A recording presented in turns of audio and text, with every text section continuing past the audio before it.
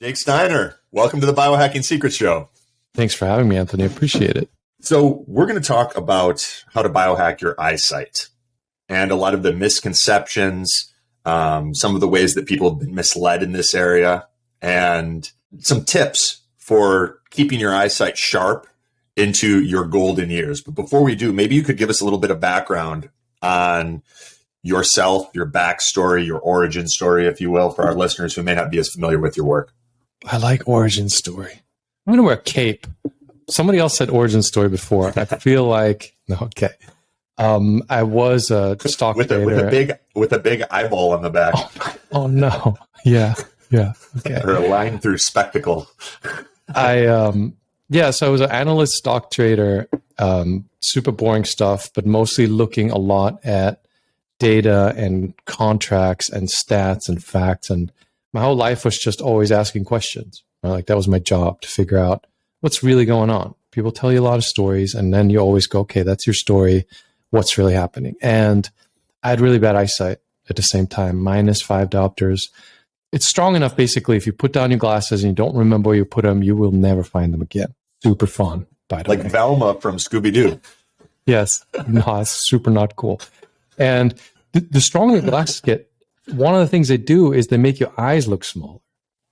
Right? So at -5, I had these little piggy eyes, and I was a single dude in my 20s. And I went to the optometrist at some point, and that was the first time I went just as an adult by myself, because I couldn't see taxi stuff at night. And I was like, what's up? And they said, stronger glasses. And I asked why, right? Because I'm not an optometrist. I'm not a doctor. I'm just a dude who asks why a lot for a living. And it's just nature. I'm just like, so why is that? Right? Like, you're offering a treatment. Tell me what's wrong. And the guy said, I remember this. He was like, oh, we don't know. It's genetic. And I went to school in Germany where we have pretty decent education, and, you know, basic genetics are part of the curriculum. And even, I'm obviously not a geneticist, but it's not that difficult to realize that human eyesight didn't genetically mutate in the last 50 years globally to our detriment. You know, because 50 years ago, myopia wasn't a big deal. 100 years ago, it was basically unheard of. Genetics don't change that rapidly, that specifically on a global level. It's not possible. So what I always do is I research, right? Yeah, it is crazy. It's ridiculous. So this was before the internet. So I went to a library, I did research, and I found this was pretty surprising at the time, that the biology, the science is super clear on what causes bad eyesight. Like, it's not a question. It's absolutely not genetic. And there's 50 years worth of studies that completely show what causes it. And that was kind of my starting point with, my parents are both medical doctors. And that was my first experience where I seriously went, how is this possible? And then I talked to some optometrists. I got kicked out of an optometrist's office for asking questions. And that kind of set off this journey like 20 years ago to figure out why my eyes are bad and how to fix them. Interesting. So, I mean, the eyes are essentially an extension of the brain. They're the only part of the brain that is exposed and truly interfaces with, you know, the world around us. So I'm interested, what did you find in your research with regard to what causes myopia, bad eyesight? So super simple. And I recommend people go to Google Scholar, scholar.google.com. Fantastic search engine just for peer-reviewed studies and clinical science. Not to say that science and studies are always correct, but you get an idea of what direction is the conversation. And if you type in pseudomyopia, Pseudo myopia, or near-induced transient myopia, near-induced meaning caused by near vision, transient meaning temporary, and myopia, of course, is short-sightedness or nearsightedness, you're going to get tens of thousands of results of just peer-reviewed clinical science telling you that your eyesight was initially bad because you had a muscle spasm. There's a focusing muscle in the eye that shapes the lens, and during close-up vision, that muscle's super tight. And if you spend too much time just locked into close-up vision, the muscle spasms and you temporarily lose your distance vision. You mean like staring at a computer screen or your phone? Or a book, or anything that's sustained, long-term, just looking at one fixed object in a close-up distance. Yeah, so today that's mostly phones and screens. Yeah, interesting. And that checks out. I mean, we had Dr. Andrew Huberman, who's the Stanford professor of neurobiology, out at our second ultimate biohacking experience event. And we were doing these eye exercises that basically we're training to counter that, where we'd focus at a point very, very far in the distance. And then we would kind of come back in and relax our gaze of vision and take in everything, including the periphery, and spend time in both kind of like far away and near, and far away and near, almost going like predatory vision, where you're like hunting on the savannah and you're identifying your prey a long distance out, but not super close to you. And then when you come close, you're taking in everything and like relaxing and allowing the periphery to come into your field of awareness. Yeah. Dr. Huberman has really interesting ideas. He's a little bit less specialized on just myopia. And I think those exercises they don't really address the main reason is your habits, right? Like, because you do all those exercises, they're right. Like, he's on the right track. But then what happens is you go back to your phone and your screen. And what I found I've dealt with tens of thousands of people over the last 2 decades, is you have to come up with things that are habit-based and not exercises for a long-term change in your eyesight. I like that. So when you're working with people that are dealing with myopia and eyesight issues, well, I guess before we go there, what a lot of people end up doing is they end up wearing glasses, right? It's sort of the Western approach to this problem. What's your take on wearing glasses? Glasses are $100 billion a year industry. $100 billion. Like, it is, for something that people don't really think about, it is massive. Glasses weren't prescriptions before they spent millions of dollars lobbying to make them that. It's a subscription model, basically, is what I call it. People say prescriptions, but that's really clear curved pieces of plastic. Once you go into the optometrist office, they have a recurring customer. On average, a pair of lenses cost $2 to $5 wholesale. So 5,000% markups are industry average. So it's a massively profitable industry. And what I started the story with is the optometrist told me it's genetic, not maliciously, but he literally doesn't know what the science says. And he sells you a quick fix treatment that people want. The problem with it is that glasses literally cause your eyesight to get worse. And it's not an accident or coincidental. If you go to Google Scholar and look for lens-induced myopia, lens-induced meaning nearsightedness caused by lenses. Again, you're going to find tens of thousands of results. They studied fish. They studied birds. I don't know how they put lenses on fish or birds, but they did. They did monkeys and they did humans. And they found that when you put minus lenses in front of the eye, they cause the eye to elongate.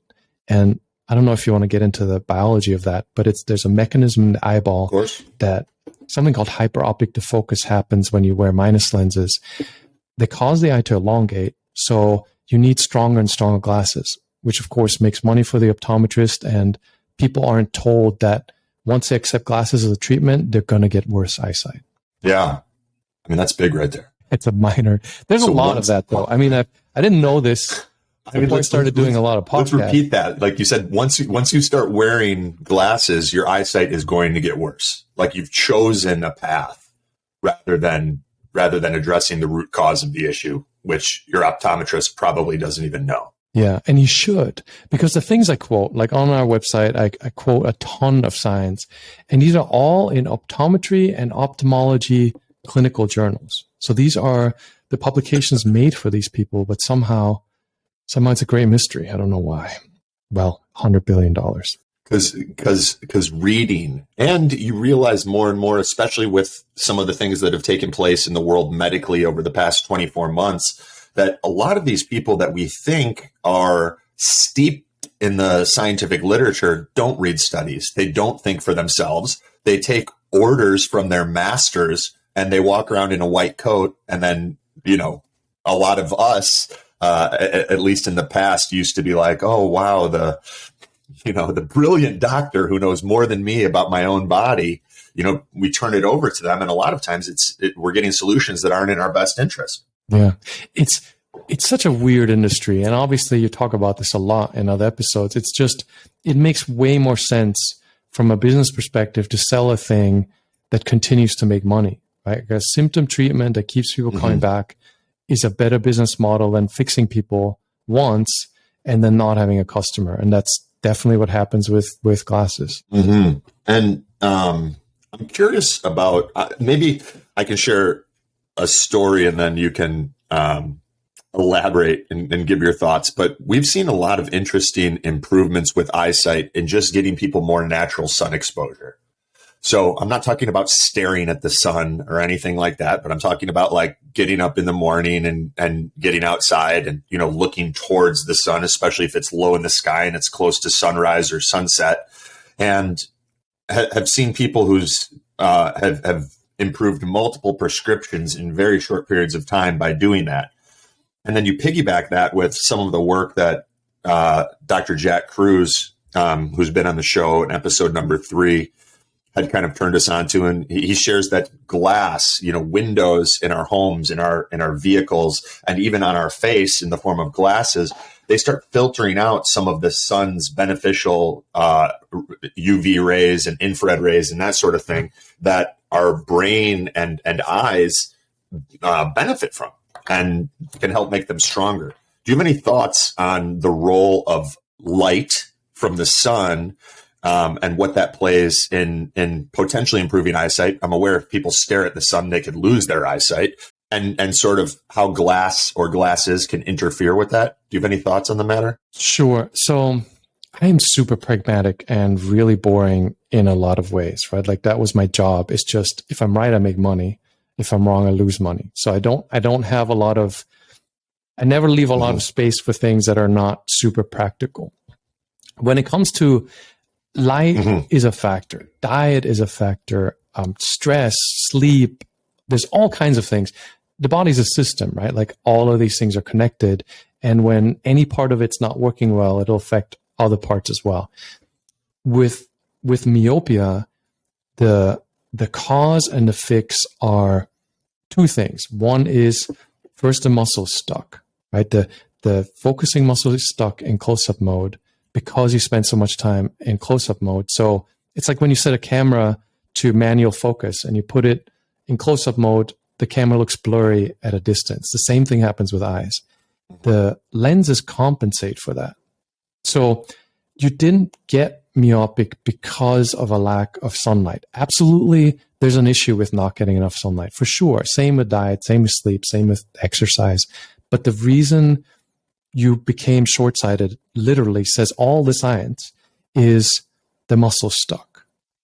So super clear, right? Like, and a lot of the answers that exist out there, I pursued first before I started this because I figured somebody must have figured this out. I was just looking to fix my eyes. I didn't want to start a thing. And a lot of these things are really interesting. And like there was a big article in Nature about kids going outside and having less myopia, correlated in a lot of ways. But the reason you can't see well when you first go to the optometrist is the focusing muscle stuck. Science pretty unequivocal on that. And then your progressive myopia, your eyesight continuing getting worse, is because the eyeball elongates. And the eyeball doesn't elongate because of a lack of light or too much light or light spectrum stuff. The eyeball elongates because of something called hyperopic defocus, what I mentioned before, where the eye is a fluid-filled ball and it's never perfectly round as it needs to be. So it continually adjusts. It has a built-in mechanism to adjust its length. It shortens, it elongates throughout your whole life. And the mechanism by which this does this is the retina checks where does the light hit on the retina. And when any of the light hits behind it, the eyeball elongates. When light hits in front of it, the eyeball shortens. The minus lenses, the glasses you wear for distance vision, cause the eye to elongate. So people debate a lot my method, right? Because it's kind of caught on. And it's debatable for sure. But the part that's really pretty clearly understood is the reason you have bad eyesight is because the muscle got stuck. And then instead of letting the muscle get unstuck, you put lenses in front of it and the lenses cause the eye to elongate. And while I think Jack Krug's ideas are really interesting, and Huberman's ideas that are more tangible and practical are on the right track to address some of these issues.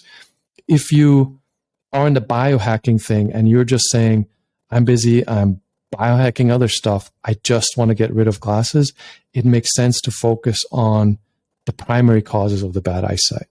That's kind of the really long way for me to say that makes sense. Don't worry too much about the light. The light is, also, but if you just want better eyes, you can sit in a cave and you can still get 20/20 vision. That makes sense. So just to recap, before we kind of get into, getting the muscles unstuck and a little bit of your method, your website, endmyopia.com, ENDMYOPIA, or I'm sorry, .org, endmyopia.org. So myopia is essentially short-sightedness. This short-sightedness, bad eyesight, whatever you want to call it, it's not genetic. When you start wearing glasses, your eyeballs essentially begin to elongate. It makes the problem worse. And what we're dealing with is a multi-billion-dollar industry that is pretty much just trained, like when you've got a hammer, everything looks like a nail, right? So people walk in, their eyesight's bad, they give them glasses, and they don't even realize that they're perpetuating the problem. And in order to fix it, you have to fix the true cause, which is that elongation. Is that an accurate summation, or would you change anything? Please feel free. This is a really great summary, and you should just do my podcasts because I could have said all that in 2 minutes like you did. Yes, that's exactly right. No, it's great. It's great. I mean, I'm learning a lot. I'm imagining our listeners are too. So before we kind of get into getting the muscles unstuck and some parts of your method, I got to ask, what are your thoughts on LASIK? A lot of people getting LASIK these days. So that's a funny one because there's a guy that has a huge podcast, and he was talking about podcast also, YouTube, all kinds of stuff. And he was talking about getting LASIK, and I started getting so many emails from people all the time. I guess we've shared audiences going, tell him not to do LASIK. That's a bad idea. Why do LASIK? Super active guy into surfing, all that. So I did one podcast episode. I never do guest stuff. I have a podcast, but just for vision improvement. And just for that, I called up Dr. Morris Waxler, who I have a long going back with many years, who's the former head of the FDA surgical devices division. He got LASIK approved. He's in his 70s now. Cool guy. Like he's got like Einstein hair going everywhere. We had an hour chat because he literally was the head of the FDA who put the stamp on LASIK. And he had an hour of he quoted all his references. They're all in the episode notes. He said it was the worst thing he's done in his life. And he's just regretting every day. And he's trying to undo it. He can't undo it. He talks about the suicides it causes. He talks about 30% permanent dry eyes. He talks about how your cornea is permanently structurally compromised. He talks about how the pain sensation, the nerves are cut, and for a year you don't know if you're going to have pain issues. And he talks about how the FDA had 0 protocols in place to check for these kind of health consequences at all. So basically saying LASIK is absolutely not safe and it should have never been approved and it's a terrible idea. And so my opinion on LASIK is for a elective surgery that does the same thing as contact lenses, right? Like it's not that much more inconvenient to put contact lenses in your eye. There are much less risky ways to have a very similar benefit. And it's not permanent. It's not a cure. It's not a fix. It's the same as a contact lens, but it's cut in your eye. There are natural alternatives to this, like what we're talking about now. So I think it's very sad that people are not being told about the realistic risks of LASIK. And funny side story, there's a fair amount of people, because we have a big Facebook group who post about, once in a while, post about guys that do LASIK surgery who wear glasses themselves. So question. Yeah. I'd be fascinated one day to hear, like even just to be a fly on the wall during during one of these approval processes where you have someone that's making a big decision, like whether or not to give the go ahead for something like LASIK, and what type of incentives they're offered, what type of pressure they experience. And then, to see it go through and see all of the people that are adversely affected by it, by something that you've approved, and how that can influence sort of like your sense of karmic duty to humanity, to almost try and make right what you've done, even though it's a physical impossibility. It is. I'm not plugging my podcast. I mean, maybe talk to him yourself. It was a shocking and fascinating hour. Like, I'm not good at interviews, but just sitting there, and the whole time I'm sitting there and I'm like, how is this dude alive? I mean, how did he not end up in a ditch somewhere talking like this? Seriously, like, head of the FDA, how is nobody just going, well, he should have an accident? And I know, that sounds ridiculous, but when you listen to him talk, he's just like cowboy attitudes from the surgeons. He literally used those words. He's like, they were just doing whatever they want before it got approved. They were buying machines not intended for LASIK surgery and using them for LASIK surgery. And he just goes on about how they didn't have any idea what they were doing during the approval process, how they didn't check for medical consequences. I was sitting there and I'm like, how is this possible? How is it possible that this guy is talking in public about this and that nobody mentions it, right? Like, this should be a thing somewhere, but it was very strange. It was strange talk. Yeah, as long as people continue to give up their sovereignty and autonomy over their body to people in white coats, I think they're going to continually be disappointed and find out that in many ways they are the experiment. And a lot of these things that we think are scientifically validated, like LASIK and gastric bypass and so many other things, are very far from it. Yeah. And I used to joke about, like they did ice pick lobotomies 100 years ago, or give kids a cough syrup with heroin in it. And we look back at that and we're like, man, that was crazy back then. But it's the same thing now, right? Like, in so many ways, it's still like, well, let's try this. This kind of works. Yeah. Here's immunization for something that's never been isolated. Oh, how are you making it? Don't worry about that. Where can people listen to that podcast episode? I have a podcast called the Short-Sighted Podcast. That's not really a podcast. I'm only talking to people who improve their eyesight. And the only reason I do that is because there's so many individual experiences, and I want to be able for people to share that. Like, how did you improve your eyesight? What did you do? What was your experience? So it's generally only interesting for people who are working on their eyes. That's why I was saying that's the only episode. It's on our website, Short-Sighted Podcast.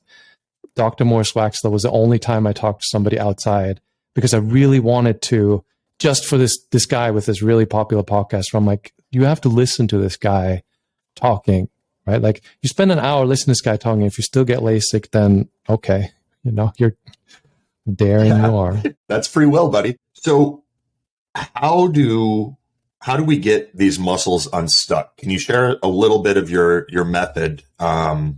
And then, for people that want more stuff, they can, of course, go to endmyopia.org.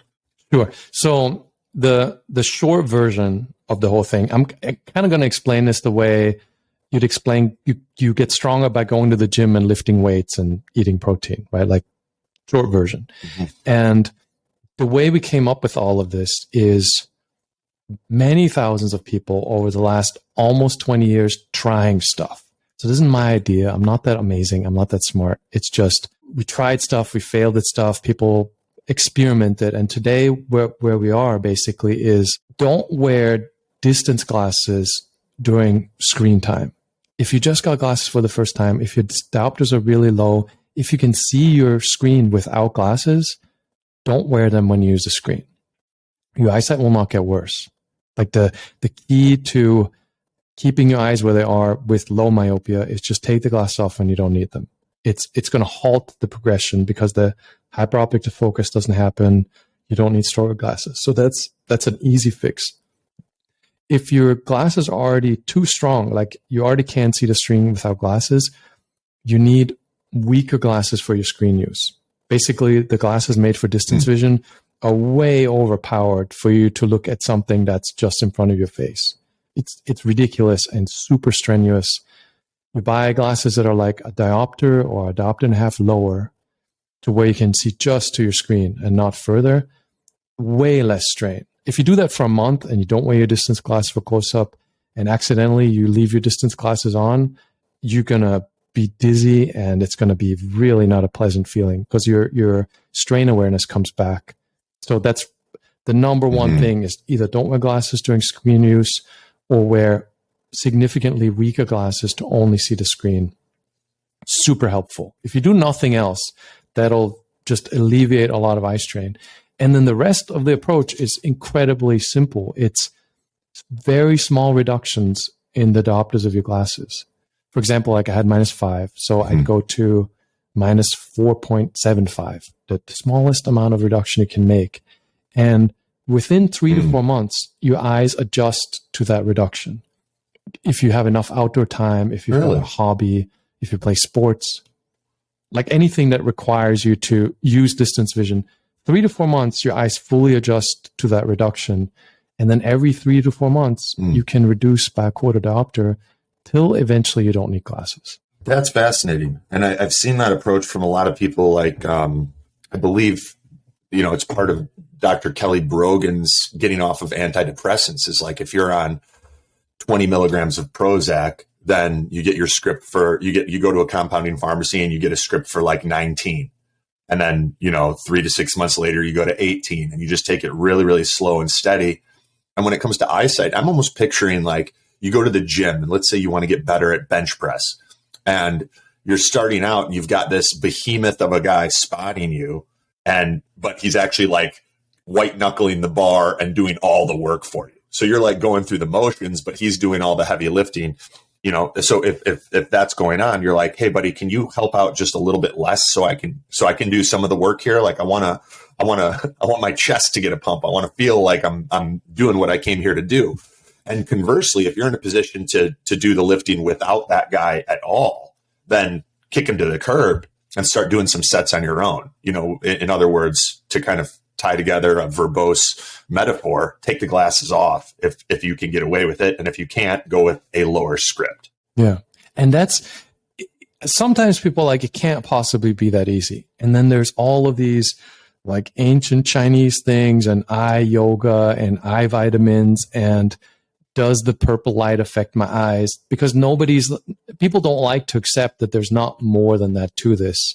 And I almost sometimes go, if there was more mystique around it, people would like this more because it really is. Yeah. Your eye will readjust to where you started out. You started out with low diopters that the optometrist gradually increased them. Your eyeball length gradually elongated, gradually reduce it, and the eyeball will shorten and you'll be back to normal.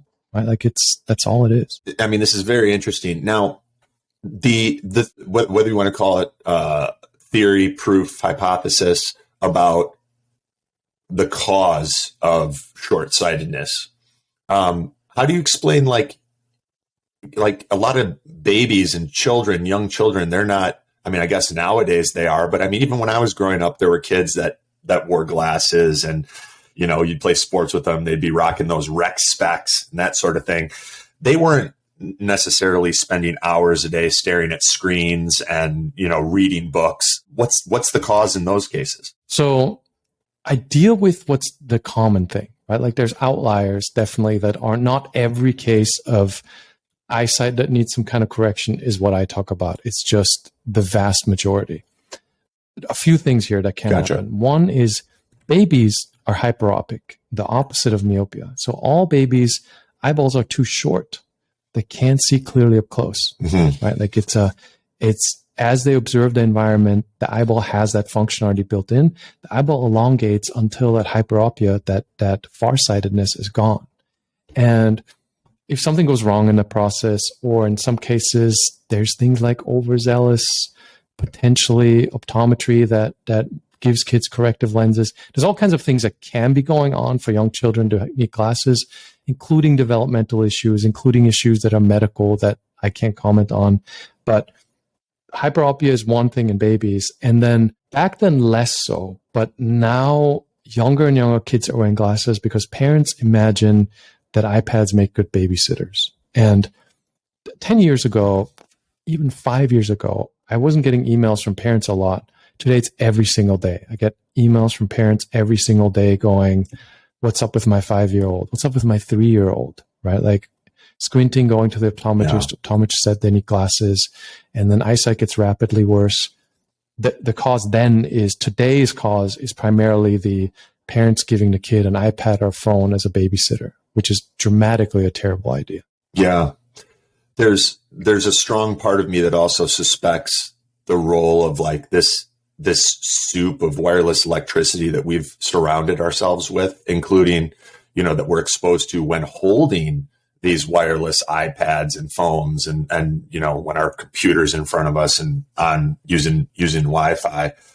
I'd be very interested to see if there's scientific literature on that impacting eyesight, because we have seen people's eyesight improve just by reducing their exposure, but it also could be that they're reducing the time that they're staring at screens across the board. There is a lot of interesting stuff there. And there was a big Nature article a couple years ago that got people all riled up about kids going outside more. They correlated it to sunlight giving them better eyes. But what I often say is, think about what else happens. When you're outside, you're not staring at a screen. You're going away from screen use. In any situation, what happens is that ciliary muscle relaxes because you're looking at a distance. And there's always more complicated answers, which kind of makes me laugh and cry at the same time when they're like, oh, maybe it's this. And I'm not saying, like, I agree with you. I do not love to think about all the various waves that are in the air around us excessively everywhere. Certainly, I'm sure we're going to find out lots of reasons that that's not awesome. But a lot of times, too, is getting away from that. You're also getting away from the screen, and you're also doing things now that is making the eye muscle move instead of just being stuck in one position. I'm not saying I'm right? The problem with me, of course, is that I'm always relating it back to the thing I know. So who knows? For sure. No, I dig it and I appreciate it. And I'm thinking about, like, when I was growing up, we used to play. I mean, I grew up playing soccer and baseball and roller hockey in the street. And you think about when you're playing sports as a kid, you're following the ball downfield. You're tracking it at a distance, and you're also working your eyes. Whereas the ball comes to you, you're going from watching it at a distance to then watching it closely, and working your eyes in all these various ways. I don't even see kids playing on the street anymore. I'm sure that, there's of course still organized sports, but when you start looking at what goes on in organized sports beyond just the social and cardiovascular benefits, like it becomes increasingly exciting and alluring to say, hey, let's get our kids in sports, even if they're not great at them, because it's just that good for them. So whenever I have, and that's like on my non-podcast, sometimes I have people on that do sports a lot. Like whenever I've got somebody on that's into surfing, for example, I know it's going to be an easy story, because whenever you have a thing like that, where your eyes are following something that is required for the activity, if you do what I was talking about, slowly reducing the diopter dependence, those people improve super fast. I mean, it's easy because they're doing things that they want to do that are non-exercise. Like if you're surfing, you're sitting out there, you're looking at all the waves, looking at where's the next one, what's happening. If you're playing any kind of ball sport, you're following the ball, you're following the people. You're doing the right thing. Like Huberman and the exercises, you're doing this, but you're doing it extensively because you're enjoying it. Your eyes improve super fast. The people that are conversely like students in Hong Kong, like whenever I get a student in Hong Kong, I'm like, wow, that's going to be rough, because all your friends play on their phone. Even when you guys go out to dinner, you have no sports. It's a city with not many public spaces.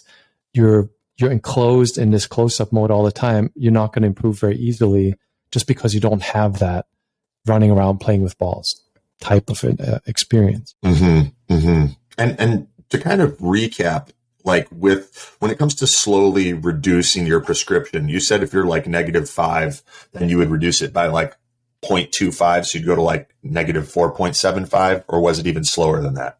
Yeah, that's the smallest reduction you can make. And that's ideal, because there's a lot of stuff out there where people are like, throw away your glasses and all kinds of stuff, where I always say you want a reduction just a tiny bit, because you're just introducing basically what happens when you have glasses at -5 and they give you perfect vision. Things never get blurry. Things just get smaller, right? As things are further away. Mm-hmm. If you reduce them very slightly, at some distance, you introduce a little bit of blur. And if you went from a -5 to a -3, for example, you'd still see clearly, but much less far. And the question really is, when you dial in how many diopters you want, is how far do you want that blur point to be from you, right? Like you want it somewhere where you still recognize faces and friends and facial expressions and you're safe to drive, but in crappy lighting, in a semi-dark Starbucks, the menu behind the barista, now you have to challenge your eyes a little bit. That's the level you want. Okay, that makes sense. I mean, this is fantastic and very helpful. Anything else that you'd like to share with our listeners, or that you feel compelled to talk about at this point? It's okay. This is a weird one, right? Because I've been talking about this for just 2 decades now. I mean, forever. And so I'm witnessing the change in who we are over the years, especially more recently, where a conversation I never used to have with people is, people go, what should I go do? Because I say you need 3 to 4 hours of distance vision a day. You just really kind of do, right? Like you can get away with less, but out of 24 hours, subtracting sleep and eating and work, if you're not getting a few hours of something that connects you to the world and people and experiences and stuff, then what are you doing, right? And this is kind of weird because it's not exactly my area, but I'm concerned about this. And I feel like the things I say more and more often is, examine if you have some kind of a hobby that supports all of the biohacking stuff that you're doing, so you can actually appreciate stuff like great eyesight, right? Like I just picked up wing foiling, terrible at it, but it gives me an opportunity to go out there and use the fact that, you know, I don't eat too much sugar and I'm in semi-decent shape and I can see really well and I'm working on my balance. And there's a lot of hours that I'm not spending on scrolling on Facebook or Instagram or watching YouTube, that we somehow are becoming this society of content consumers instead of appreciating our own existence. Yeah. What is wing foiling, by the way? Dude, it's a terrible idea is what it is. It's it's like I used to kite surf. That's kind of my water sport. Yeah, I've wanted to kite surf. Wing foil. Yeah, it's awesome. And it's great and you learn it and you love it. And then one day you realize that you're stupid and you go, why don't I do something that's less easy and just more annoying? And it's like a surfboard. And under the surfboard is a plane wing, like attached with a long stick, basically. And then you're holding a kite in your hand and you're standing on that board in the ocean, hopefully with some wind, and you hold on to this wing, right? Like, which is just like a small kite without any strings, getting the wind to drag you along until the board lifts out of the water. And then you balance on the stick with under the water, this plane shaped foil moving you along. It's amazing and beautiful, but it's also super difficult to get there just because it requires all kinds of balance and negotiating your way through the ocean. But it's a super fun way to get away. I can imagine. Are you are your feet strapped to the board like a snowboard, or are you just standing on it like a surfboard? Optional. There's a bunch of different variations. Mine has just a front strap. So my front foot is in a strap, but otherwise it's just stand wherever you like. That's pretty gnarly. I've seen Laird Hamilton riding a foil board before. I've never seen him do it with attached to a giant kite, essentially. But that sport, at least kite surfing in general, has been on my radar for a while. It looks really, really fun. I've seen people doing crazy tricks where they'll catch a wave and get airborne and spin around. Yeah, it looks like a blast. It's so good, man. And midnight glasses, I never thought I could do any of this, and I never thought I would. It's such a long story in general, but like it changes your personality because you don't have peripheral vision. You become an introverted. You become kind of a nerd. Your brain says you can't do these things because you're going to kill yourself. And the better your eyesight gets, the better your fine motor control gets, the better your balance gets, the better your confidence gets. And I went from a guy who just read books all the time to, I used to paraglide. I lived in Nepal paragliding once I had great vision. So I think in a way, like I think it also helps as we get older because you keep it real. Like you're like, all right, when I started the wing foiling, I'm like, I'm way too out of shape for this. I need to do more cardio, right? Like you have to keep up with stuff. You can't tell yourself you're fine.